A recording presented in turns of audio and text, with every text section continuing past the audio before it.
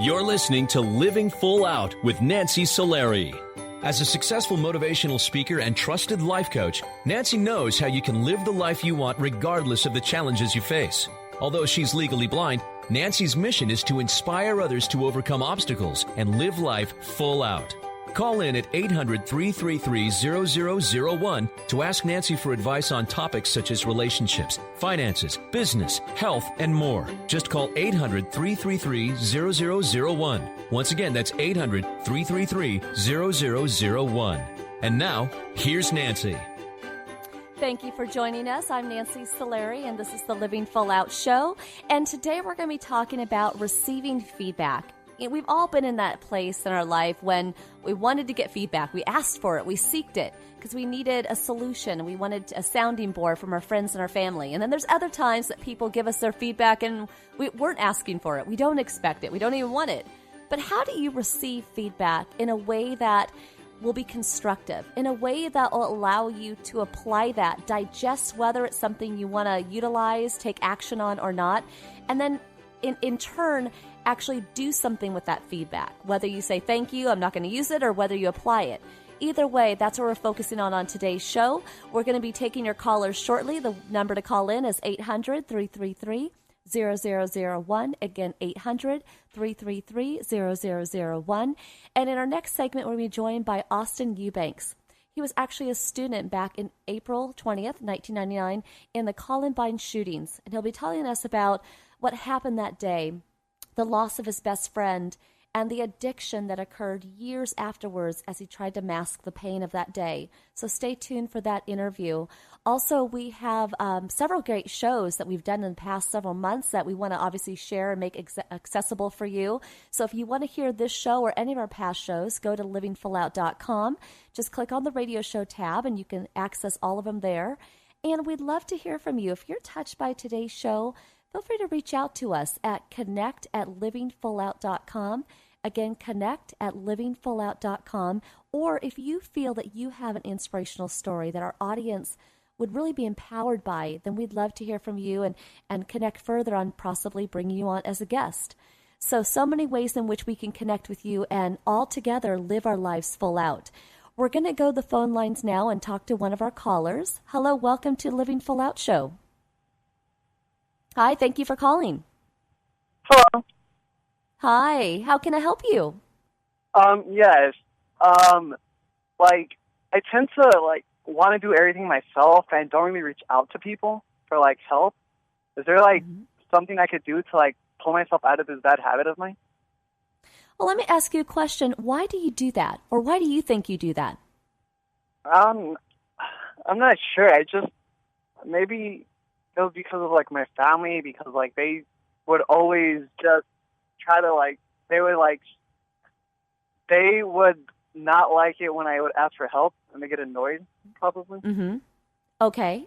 Well, you know what the good news is? We don't pick our families, right? We're born into them, and we grow up with them. But as we get older and we mature and we start to build our own identity, you have the ability to ask for help whenever you want. So those same boundaries, that box you might have felt in when you were younger, as you get older here and as you move along, know that those boundaries don't exist. When you need help, ask for it.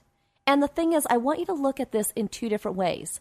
When you need help, it might be emotional support, it might be a physical need or a favor. You're giving someone else the opportunity to give to you. That will make them feel purposeful. That will make them feel like they're contributing, they're being a good friend. If you never reach out to people and you never ask for help, you never give those in your life the opportunity to make that difference. Do you see how that works? Oh, I never thought about it like that. Right. So the thing is we all want to feel like we make a difference, right? Like you feel good when you make a difference. But if we don't give our friends that opportunity, I mean, being legally blind, which I am, I ask for my friends for help all the time. Can I get a ride there? Or can you help me see what the computer says because it doesn't say something? But people genuinely love to help. So what I say is, if you need help, go for it. Just ask. You're your own person. And here going forward, you're not bound by your family's, boundaries. Okay? Okay, I get it. Thank you so much. Oh, you're welcome. Have a great day. You too. Thank you. Bye-bye. Thank you. So it's interesting because that last caller was getting feedback from his family. Don't ask for help. Shh, don't say anything. Don't do that. But really, I'm so glad he checked into the show today because I think it'll really set him free to know that he can ask for help. And it's actually allowing him to allow somebody else in his life to make a difference. It all is a full circle thing. I promise you that. We're going to go back to the phone lines again and say hello to one of our callers. Welcome to the Living Full Out Show. Hi. Hi, thank you for joining us. How can we help you today? I just have one question. I'm currently a film student looking to start my career, but I've been really worried that I still don't have enough experience in this especially competitive workforce. So any advice on ending this worry? Well, you know what? I mean, unfortunately, what you want to do is you want to take that worry and you want to take that nervous energy and make it work for you, right? Because do you remember in class when you're kind of worried that you might not have studied enough? You stay up all night long and you study, right? It's the same thing here. You want to take that intensity, that desire to do well, become the professional that you want to be. Take that nervous energy and apply it. Get an internship. Shadow another professional in the industry. Read books on how people got to where they are. Go ahead and create your own films. Utilize YouTube so that you can actually, create your own pieces of work. Start a blog. But now is the time that you take that nervous energy, those worries, and channel it into action. Do you see that? Yes, I do see that. Thank you. The only reason why you're worried is because you probably feel as though, it's a big pond and you're a small fish. But don't ever think that. Because the thing is there's only one you in the world. So the films that you make are creative to you, to your vision, to your life experience. Okay? So I would go ahead and really dream big. Put down on paper all the calls to action, all the ways in which you want to be an advocate for certain causes. Maybe the type of films you want to put together. Are they emotional? Are they action films? Are they documentaries? What are they? Allow yourself to dream. And then from there, once you take that list, either, again, get an internship, shadow somebody who is doing what you want to do. Okay? That does, yes. That does make it a little better, yes. Thank you. Yes. Honestly. And you know what? I hear that your voice is lighter right now. Oh, my voice? Yeah. Well, the thing is, when you started the call, you were kind of heavy in the way you asked the question, kind of nervous. Mm-hmm. But now you're lighter. Now you're like, I got this, Nancy. I'm on it. Thank you. All right, take that confidence and do great things. You will. Thank you so much for calling in. Thank you so much. Thank you so much for your advice. You got it. All right. Bye-bye. Bye. Again, receiving feedback sometimes is what we want to hear, sometimes it's not. I actually think that last caller is going to take that advice and go do great things. Sometimes we just have to be reminded of, what's required to have our goals and our dreams come true. It's all possible. Now, it's interesting because our next guest, Austin Eubanks, again, he was a student during the Columbine shootings. He, too, had a lot of feedback coming his way. A lot of people were invested in that time back in April 20th, 1999 in what was going on. And even today, we see school shootings occurring. And it seems like everybody has an opinion. At the end of the day, you have to remember, where is your stance on things? What are your convictions? What is your outlook on the world? When people give you advice, when people make statements or comments, that's their truth. That's their opinion. That doesn't have to be yours. So just like our first caller who felt bound by his family's need to not say things, as adults, we have the ability to do what we want to do. I know in my own life, I've had to kind of step out of my comfort zone. For a long time, I didn't want people to know I was legally blind, believe it or not. That was kind of a tough one to fake, but I would do my best. But then over time, I had people say to me, Nancy, you don't have to pretend. You don't have to not let us know that you're visually impaired. we want to help you. We think, you're inspiring, whatever. Everybody has their own story, and you have yours. Let that shine, okay? And feel free to stay with us through this entire show. We have a lot coming up, but we'll be coming right back after this break with Austin Eubanks, again, sharing a very emotional but yet long journey with addiction. And again, this is Nancy Solari with the Living Full Out Show. We'll be back.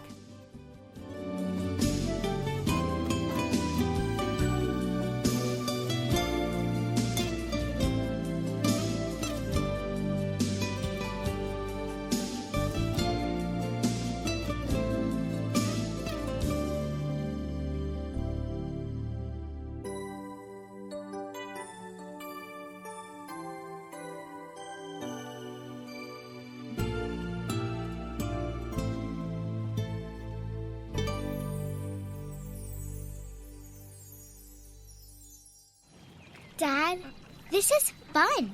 I didn't think I'd like kayaking. Well, I'm glad you enjoyed it, but I think it's time to head back in. Okay. Can we come back? Sure. Tomorrow? Let's check with Mom. Hey, be careful getting out of the boat. It's a kayak, Dad. I'm gonna return the kayak.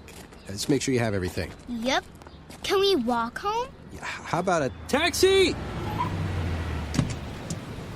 233 North Maple, please. It's a short fare from your neighborhood to your naturehood. Visit discovertheforest.org to find a neighborhood park or green space near you. Also, find fun activities to do like boating and biking or camping and hiking, plus much more. It's all right in your naturehood. Best day ever. A public service announcement brought to you by the Ad Council and the U.S. Forest Service. Don't you wish that getting your child to eat right, move more, and spend less time in front of a screen could be as easy as pushing a button? It might not be that simple, but you do have more power than you know. And you can maximize that power with proven strategies, tips, and tools from the National Institutes of Health's We Can, or Ways to Enhance Children's Activity and Nutrition program. We Can offers all kinds of resources, including fun recipes and activities the family can do together to show you the way to live a healthier lifestyle. We're not saying it's easy. We are saying that it can be done. Take the first step today. Call 1-866-359-3226 for a free We Can Parents Handbook. And be sure to visit the We Can website at wecan.nhlbi.nih.gov for free information too. A message from the U.S. Department of Health and Human Services. Today, my new dad and I shot off a rocket in the park. Today, my new son and I failed to shoot off a rocket. He knew exactly what to do. I had no clue what I was doing. We set up the rocket. Hit ignition. And then? And then nothing. Sometimes I laugh when I'm frustrated. Then out of nowhere, the rocket launched into the air. The rocket did get into the air. I've never seen anything fly so high. And then crashed into a kite. Look out! Look out! And then the pond. I'll never forget that day. I'll never forget that day, even if I tried.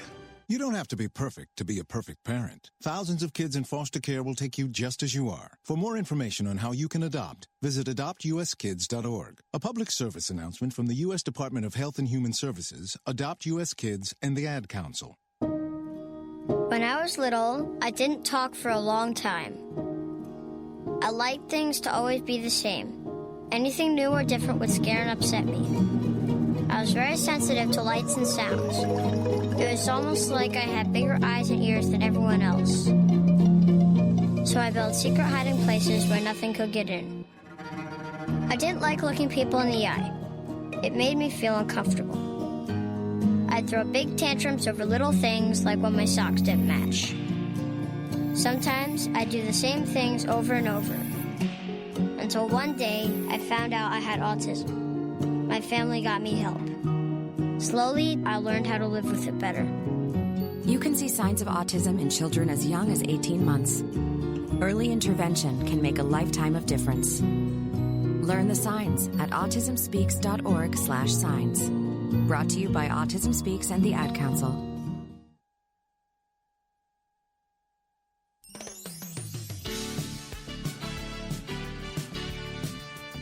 You're listening to Living Full Out with Nancy Solari.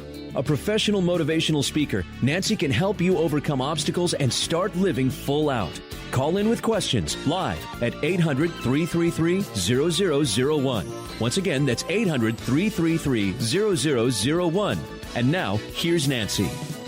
Welcome back to the Living Full Out Show. I am Nancy Solari, and today we're talking about receiving feedback. And sometimes we need feedback. We need support. We need attention. We need to be taken care of, especially in times of grief. And I want to start in with our inspirational guest today, Austin Eubanks. He was a student at the Columbine School when there was the shootings back in April 20th, 1999. And I say that to you with sadness because that was such a tough day for everybody in our country to watch what unfolded. So to have Austin here to share with us his story about that day, as well as years of addiction afterwards, is one that we all want to listen in very closely because there's a lot of good lessons to learn. So I'd like to welcome Austin to the show. Hey, Nancy, how are you? Hi, Austin. Thank you for being here. Obviously it's just a tough day to talk about, and I admire your courage for being on the show today and in memory of all your friends that were lost. But can you take us back to that day and kind of share with us, before the shootings had even started, just kind of what you knew and then what unfolded? Yeah, absolutely. Thank you for giving me the opportunity to share. Obviously, a very traumatic day. It was a beautiful April day in Colorado. The weather had started to warm up, and I remember I met my best friend in the hallway, who was Corey DePuter, and we walked into the library to meet some friends for lunch. And I remember we were sitting at a table with three other guys and trying to decide whether or not we wanted to go play golf or go fishing after school. And Corey was actually the first person at the table to say, "It sounds like gunshots." And I remember all of us just kind of writing it off. We were at school. It was a safe place, and nobody could ever imagine that it actually was a gunshot. So we assumed it was just construction or something of that regard. And it was a few minutes after he said that that Patty Nielsen ran in the front of the library screaming for everybody to get under the tables. And I remember standing up, actually. Corey and I both stood up, and we were kind of looking around, figuring out what to do, and none of it made sense. Is this a movie? Is something being filmed? Is this a prank? What is going on? And so we started to walk around the library just trying to figure out what to do next, and continued to hear the gunshots. And a lot of people will recall back on the 911 tape that was played so frequently of Patty Nielsen, and she screams on that tape, "Everybody get under the tables right now." And she was actually looking directly at Corey and I because we were the last two standing in the library. And so we chose to get under a table and do as we were told, and got under a table with two students who we didn't know, and waited. And I remember Corey was kind of the voice, telling everybody to be calm, that the police were going to be there. And it wasn't but 10 minutes after that Corey was dead. They came into the library and continued to shoot from section to section, and Corey was actually the last person who died in the shooting that day. And I was shot as well. And life changed after that, for lack of a better term. So. Yeah, it's just a wild. You're right. I mean, that should be a safe place, and we have to, unfortunately, in this day and age today, with so many other shootings that have occurred, kind of be ready, be on the defensive and offensive. Just prepared for whatever could be. And so, we're learning from you, unfortunately, on how that happened. And I'm sorry for Corey's loss, of course. And I remember at one time you and I talked, and one of the reasons why you think you were saved was you did play dead that day. You just kind of fell to the ground and hoped that they didn't come back to you. Yeah, I mean, you don't really know what to do in a situation like that, and you just, it was really all I knew to do. And so, yeah, they after they fired under our table, immediately knew, unfortunately, that Corey was dead, just because of the the fashion in which he was hit. I was shot as well in my left knee and my right hand, and I actually didn't even know that I was shot in my left knee until I tried to stand up, because there was so much adrenaline that everything was moving in slow motion. But I remember just laying there and playing dead, and it wasn't it was probably 2 or 3 minutes after Corey was killed that they left the library, and I started to hear commotion of people moving around, and peeked out from under the table, and everybody was getting up to run out the back door, and I followed and did the same. Well, I'm glad you did that. I'm so glad you did that. Obviously, that day unfolded. We all watched it on TV. And what was the level of care that you got in the days following from your school, from your parents? Yeah, so at that time, I'm sure most of the listeners remember Columbine. Stuff like that didn't happen. I mean, it wasn't like it is today, and it's really unfortunate, what's transpired. But nobody really knew exactly what to do, but everybody wanted to help. So I remember help being readily accessible, but it not being very organized. And so when I left the library that day, it was, I was taken to a triage area.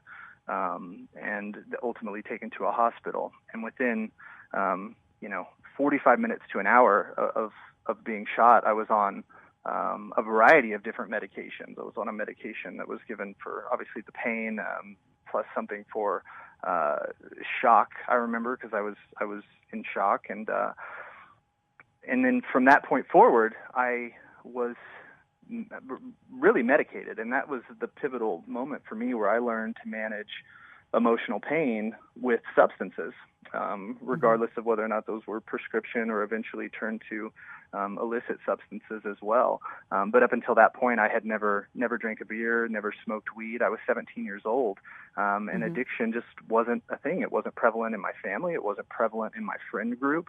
And so with all of the help that was accessible to me, therapists and counselors and psychiatrists, they couldn't really reach me therapeutically because I was medicated. And so, I was taking large quantities of pain pills, and eventually turned to anti-anxiety medication, benzodiazepines as well. So that combination effectively just turned me into a robot, and I wasn't able to go through the stages of grief that somebody would who was not medicated. Well, I know there's, so much more to this beginning of your addiction here. And so we're going to take a short break and come back, Austin, so if you can just kind of stay with us. But so much more in his story, so many lessons to take in. Everybody, this is the Living Full Out Show with Austin Eubanks. We'll be right back.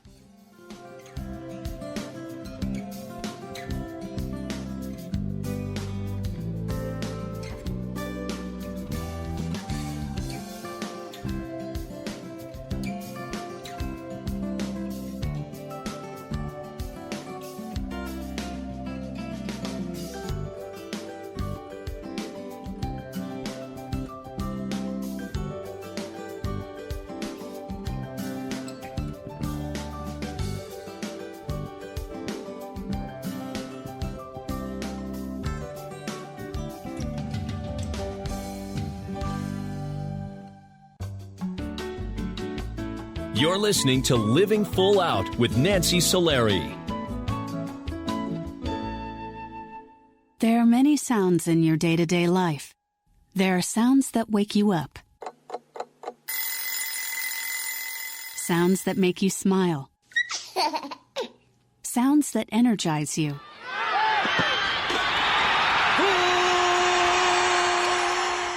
And sounds that help you relax. But there are some sounds that can alert you to danger and can help save lives. Wireless emergency alerts, now on many mobile devices, use a unique sound and vibration to bring you information about severe weather events, Amber Alerts, or other emergencies in your area. With critical information from local sources you know and trust, you can be in the know, wherever you are. For more information, visit ready.gov/alerts. Brought to you by FEMA and the Ad Council.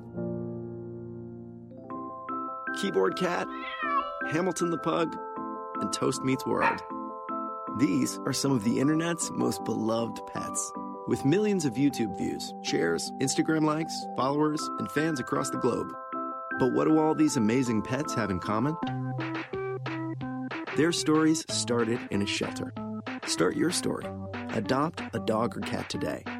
Visit theshelterpetproject.org to find a shelter or adoptable pets near you. Training that pet to play the keyboard? Well, that's entirely up to you. Visit theshelterpetproject.org and hear more about Hamilton the Pug, Toast, and Keyboard Cat's amazing adoption stories. Start a story. Adopt a shelter or rescue pet today. Your perfect pet is just a click away at theshelterpetproject.org. A public service announcement brought to you by Maddie's Fund, the Humane Society of the United States, and the Ad Council. As an 18-year-old, I let my mistakes kind of take over my life. I was 0.5 credits away from completing high school, and I didn't do it. 10 years later, at age 28, Jackie finished her high school diploma. When I found out that I was pregnant, I know that I had to do something for myself if I wanted to make her a better person and provide a better life for her. My family never stopped pushing for me to be better because they knew what I could become and who I could become as a person. My support team is amazing. The educational director, my sister, and even my 7-year-old daughter has just been more than the support that I could ask for. I've been given an opportunity, and I'm just thankful for it. No one gets a diploma alone. If you're thinking of finishing your high school diploma, you have help. Find free adult education classes near you at finishyourdiploma.org. That's finishyourdiploma.org. Brought to you by the Dollar General Literacy Foundation and the Ad Council. What if I could tell you that a full-blown wildfire was going to occur tomorrow right where you live? Tell you exactly which neighborhoods it would engulf and how fast it would do it. The first thing you would do is talk with your loved ones and make a plan today. It's true, I can't tell you a wildfire will strike tomorrow, but shouldn't you make a plan anyway? Go to ready.gov/communicate and make your emergency plan today. Don't wait. Communicate. Brought to you by FEMA and the Ad Council.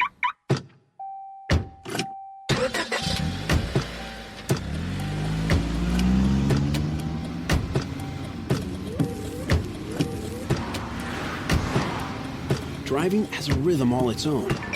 Don't wreck it with a text. Before you get behind the wheel, silence your phone. Or better yet, designate a texter. For more text-free driving tips, visit stoptextstoprex.org. Brought to you by the Ad Council and the National Highway Traffic Safety Administration.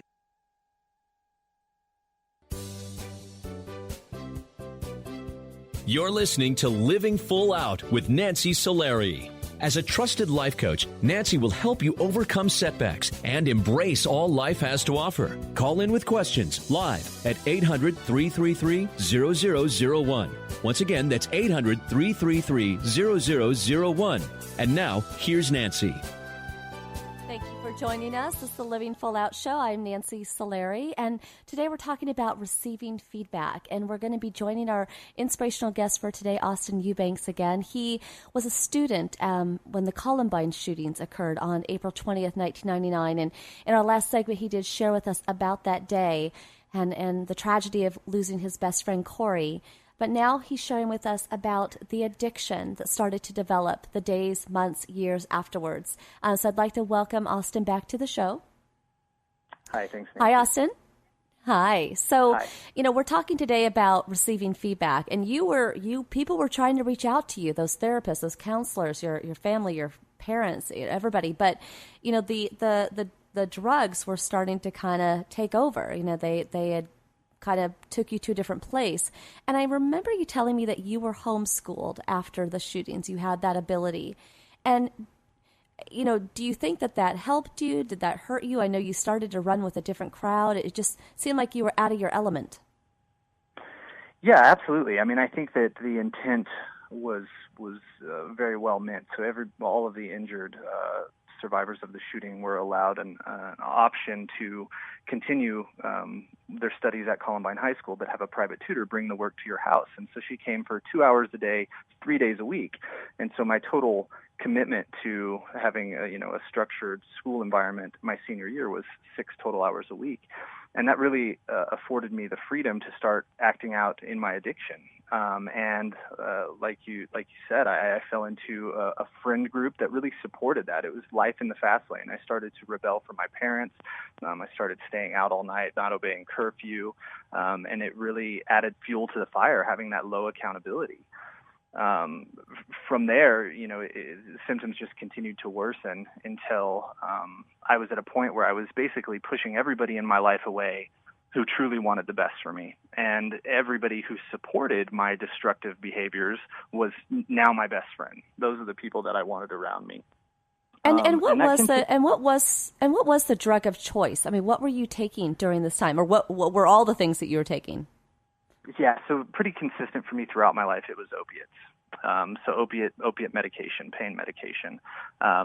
With that, I would also abuse Adderall, and that was something that was pretty consistent. And then Xanax, so benzodiazepines, and those were really the three substances that controlled my life day in and day out. Now, with that, I started to drink in excess. I started to abuse street drugs as well. So there's a lot of things that went along with those behaviors for me. But at the core of it, it was really prescription addiction. And I learned very early on with the story that I just shared, how to manipulate doctors ultimately to be able to get what I wanted. And it took me a very, very long time to really break down that false core belief that I need these substances in order to function. Like I said, I had very, very little awareness of what addiction was. And so from my perspective at that age, in my late teens and early 20s, all I knew was that I was initially prescribed substances by somebody who had a phenomenal amount of education to make me feel better, and they were very much working. So I had no idea the effect that opiate medication had on emotional pain, and that it was more effective on emotional pain than it was for physical pain. However, you're not supposed to use it for that. So it took me. And with the opiates kind of masking over everything, I mean, you're still trying to digest everything, and I'm sure there's times that you missed Corey. I'm sure that you were depressed. I mean, did the opiates make you feel more sad? Or did they make you feel like, I got this handled, I'm over it, everybody get on with your lives? What was your attitude? Well, I think it's a short-term solution. So it's definitely not a fix, but for the short period of time where, oh my God, I'm being overcome with this emotion, I'm going to take this pill and I'm going to fix it. So it's definitely, it worked for a short-term solution. However, the long-term, it was incredibly detrimental, because not only did I become physically dependent upon these substances, I was never fully able to process that grief. And so, it was very much later on in my attempts at recovery, before I was actually going through the stages of grief that I should have been processing at age 17 and age 18. I think, it's definitely not a solution, but it is a short-term fix for sure. Well, and you mentioned several attempts at, therapy and recovery and all of that. What was it that finally got through to you? Gosh, it's hard to pinpoint exactly what it was, but it was multiple attempts at recovery. I went to residential treatment on several occasions, and throughout my 20s, my behavior was just so erratic and impulsive that I trouble in my relationships, trouble really across, holding down a job, all aspects of my life.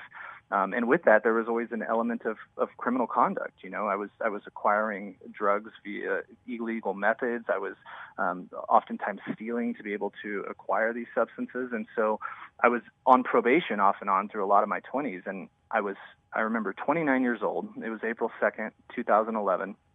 I had gone to a baseball game. It was opening day for the Rockies, downtown Denver.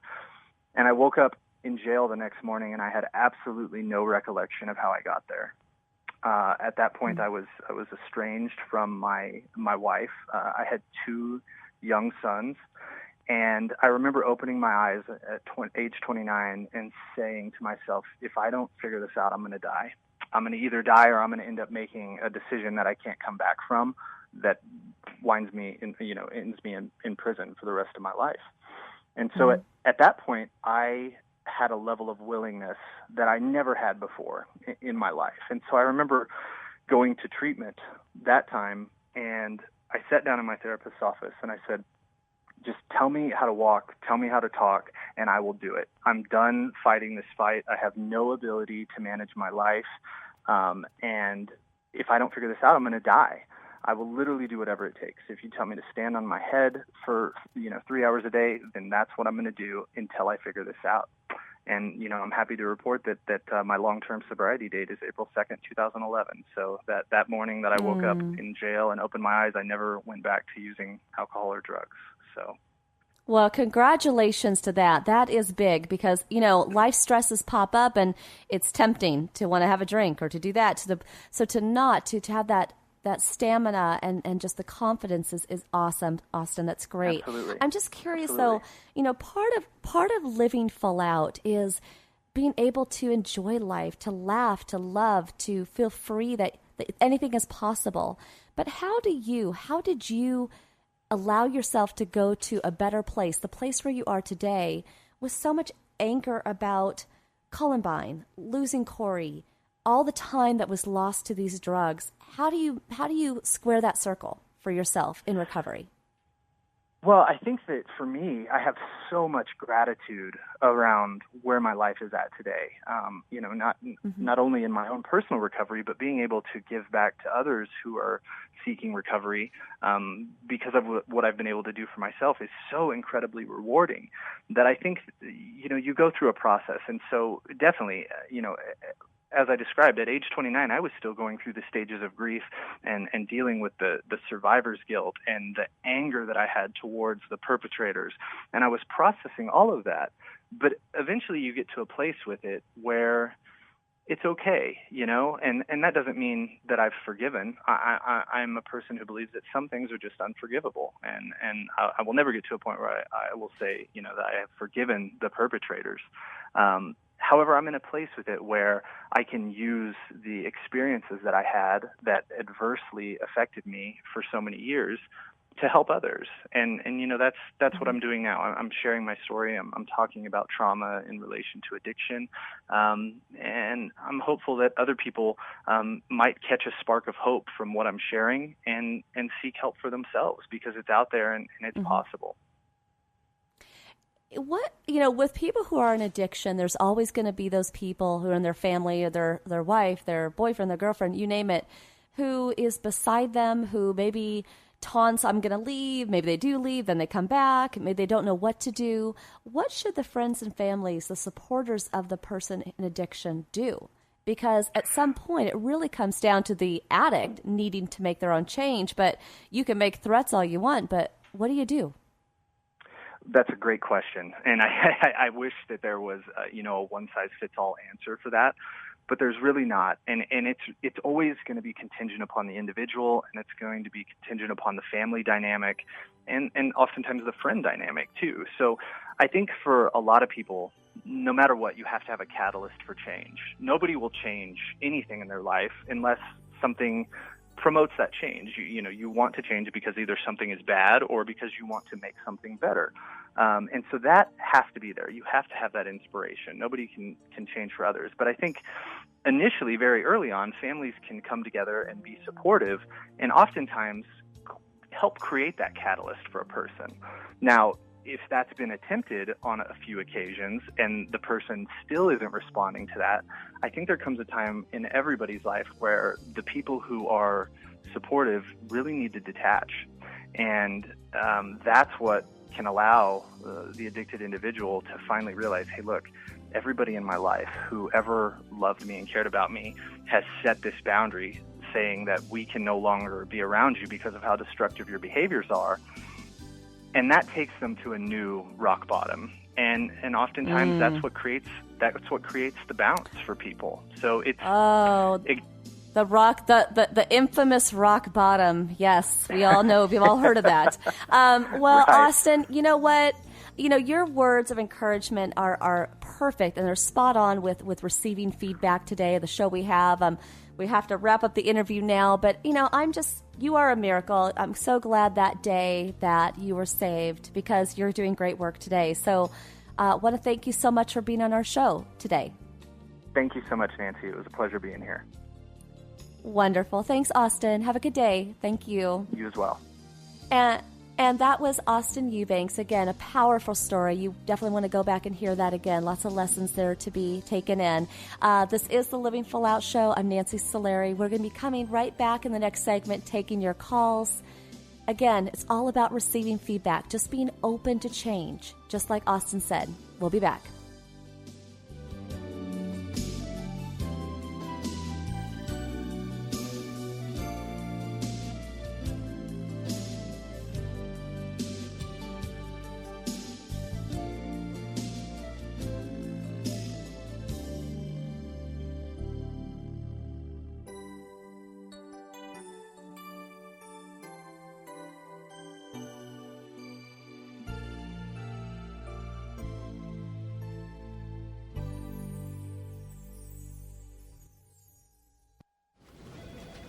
Well, Jason, I've got to tell you, you're pretty much everything this company is looking for in an entry-level candidate. Great. Your resume isn't quite what we're used to, but you've got a fantastic work ethic. Thank you. And I'm impressed by how you carry yourself.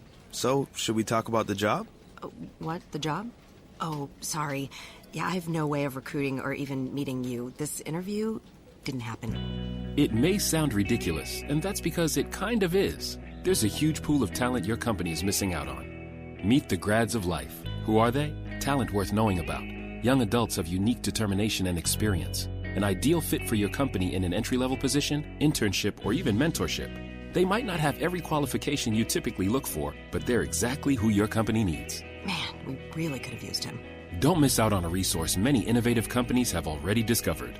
Go to gradsoflife.org to learn how to find, cultivate, and train this great pool of untapped talent. Brought to you by the Ad Council and gradsoflife.org. The following message is about Medicaid and CHIP, free or low-cost health coverage for kids and teens. Enrollment is open year-round. Hey, voice lady, give me the mic. Okay. Hey, DJ, let's switch up the music. That's better. So listen up, moms and dads out there. There are these programs called Medicaid and CHIP. They offer free or low-cost health coverage for kids. Things like doctor and dentist visits, prescriptions, and shots are covered. All the stuff that keeps kids like me healthy and in charge. So, as you can tell, a covered kid is a confident kid. And it means confident parents, too. To learn more about affordable health coverage for your family, visit healthcare.gov or call 1-877-KIDS-NOW. That's 1-877-543-7669. Yep, you could do something big for your family today because enrollment is open year-round. This has been a message from the U.S. Department of Health and Human Services. And Sophia. They're gonna jump out of trees. You can't stop them. They'll go down the slide head first. They'll make parachutes out of sheets. They'll balance on things that are impossible to balance on, like the back of a couch or a windowsill or a scooter seat. They'll run with sharp objects. They'll run into walls. They'll climb things that won't hold their weight. They'll put their fingers in places where they could get smashed. They'll drive their tricycles down steep hills. They'll bounce balls off their faces. They'll step on each other. They'll jump on each other. They'll invent whole new ways to put themselves in jeopardy. But one of the most dangerous things kids will do happens while they're sitting perfectly still. Kids who ride in a car without a booster seat are much more likely to suffer serious or fatal injury during a crash than kids in boosters. But amazingly, 80% of all kids who need them aren't in them. After a toddler seat and until they're 4'9", booster kids, and don't let them down. Go to boosterseat.gov to learn more about the importance of boosters. A message from the U.S. Department of Transportation and the Ad Council. Hey, Nick Cannon here. So we all know we've got a lot of talent in America. But unfortunately, there's something else we've got way too much of. Childhood hunger. 17 million kids struggle with it in this country. That's why the Feeding America nationwide network of food banks gather surplus food to give hope to hungry kids and their families. Join me in supporting Feeding America and your local food bank at feedingamerica.org. A message from Feeding America and the Ad Council. We're your pets, and this song's dedicated to those people who don't have health insurance yet. Enroll, we say, we want you to be okay. Enroll, we say, take care, people, for goodness goodness sake. Health insurance is now affordable and covers prescriptions, hospitalizations, and preventive care. Visit getcoveredamerica.org to learn more. And take care, people. Brought to you by Get Covered America and the Ad Council. To live full out means that you receive feedback in your life. You're willing to take what people give you and digest it, really analyze whether or not the feedback you're receiving is useful to help propel you to move forward in your life, or whether you might need to massage it, change it a bit, really allow yourself to point yourself in the direction to live full out. Receiving feedback is a choice. You can accept it or not. Either way, remember that it's your choice to live full out.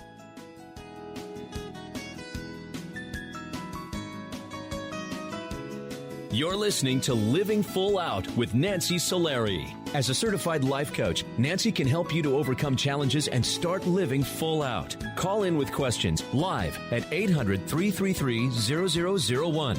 Once again, that's 800-333-0001. And now, here's Nancy. Okay, welcome back to the Living Full Out Show. I'm Nancy Solari, and we're in the final segment here, and we'll be taking your calls shortly. Again, that number's 800-333-0001. Today we're talking about receiving feedback and how to do that. Again, sometimes we like what people tell us, sometimes we don't. How do you take that in and really apply it to your life in a positive way? We're going to go join our next caller here and see how they're doing and how we can help them. Welcome to the Living Full Out Show. Hi. Hi, thank you for calling. What's going on? Right. So my question is, I have recently been coming out to family and friends, and my best friend's family, who I consider a second family to me, they're from Iraq, and they moved here back in the 80s. So a lot of their worldviews and influences are still from that country. And I don't know whether or not I should tell them or keep it from them. You know, it's a great question. Here's the thing. When you come out, and really throughout our entire life, we're just trying to find our voice, right? We're trying to finally feel free. And if you have to walk on eggshells or tippy-toe around to appease other people's beliefs or other people's feelings, you're not really living your truth. And so, right. do you get that? Do you feel that? Yeah. It's almost like I'm telling you what I'm telling you what you already know, right? It's just a matter that's how of... it was before. Exactly. And it's scary because no one wants to be rejected. Nobody wants to be, be told they can't be or do anything. But at the same time, I would take that risk, not on your friendship or not to appease your friend's family, but I would take that risk for yourself, because we only have today. We don't have tomorrow. There's no promises of tomorrow. So you want to live every minute of your life with that freedom, loving yourself. But it's okay to take their feedback. So chances are you're going to tell them. They're probably going to have their own convictions, their own thoughts. I would take it in. But at the same time, it doesn't really matter because it's your life. And this friend of yours, chances are you'll be friends forever and ever and ever and ever and ever. However, sometimes you guys might be pulled apart. You guys might grow apart. So many friends of mine, I don't talk to them all the time. Maybe even for several years, I don't talk to them. And I pick up the phone and it's like we just talked the other day, right? So I don't want you to limit yourself or limit your growth because of somebody else's parents. Does that make sense? Yeah. I just don't want to lose the relationship. I mean, my best friend, she already knows. It's just her family doesn't know. Here's what you could do. You could write them all individual letters or emails. Personalize it. Okay. Personalize that coming out to them. And the reason why I suggest that is because each of them might need a different way to tell them. And you might be able to give them examples or share with them, remember when, and maybe it'll make sense why you're coming out, or I'm kind of like so-and-so, or I feel this way. See, whether somebody's a man or a woman, whether they have certain cultural beliefs or religious beliefs, you might talk to them slightly differently. So another method would be to maybe write them emails or write them a letter and customize it. Okay. Yeah. You know, is that something you can do? Yeah, that sounds good. Does that sound okay? Okay. I mean, here's the thing. I'm not saying that you have to go out and, you know, ruffle those feathers now, but at the same time, you sound awesome. Like, your friend's very lucky to have you in their life, but I would hate to see you limit who you are to because of the fear of them leaving you. Sometimes in life, you just have to take that risk. Because what if they love you anyway? What if even after a week of denial or whatever goes on, when maybe they're upset, whatever. What if after that week or after that month it all blows over and they still love you anyway? Think of all that time that you would have wasted walking on those eggshells. Yeah, that's true. You know? All right. Yeah. Well, go out there, live full out. I honestly, I think actually writing those letters might be really great. Really personalized to each person. Yeah, I think they would like that, actually. Yeah, that would be nice. That'd be a nice, sincere way to do it. So I believe in you, and just believe in yourself, okay? All right, thank you. Thank you. Bye-bye. Bye. Receiving feedback is so difficult because it's one of those things where we're scared. We're scared that we're going to get rejected. We're scared that people are going to be angry at us. We might lose people. But life is, like I always say, it's meant to be lived. And you got to ante up in life. You got to be willing to put your cards on the table and say, this is who I am. This is what I believe in. Because, again, if we don't have tomorrow, you really want to maximize today. You want to smile. You want to laugh. You want to, do all the things that bring you joy. And that's one of the things that this show is about. It's about motivation to move you forward. I want to thank everybody who helps to put the show together, Mindy and Samantha and Debbie and Rich and everybody who called in today, and especially our inspirational guest, Austin Eubanks. Today was a great show, and here's to you living your life full out. Have a great day. We'll talk to you next week.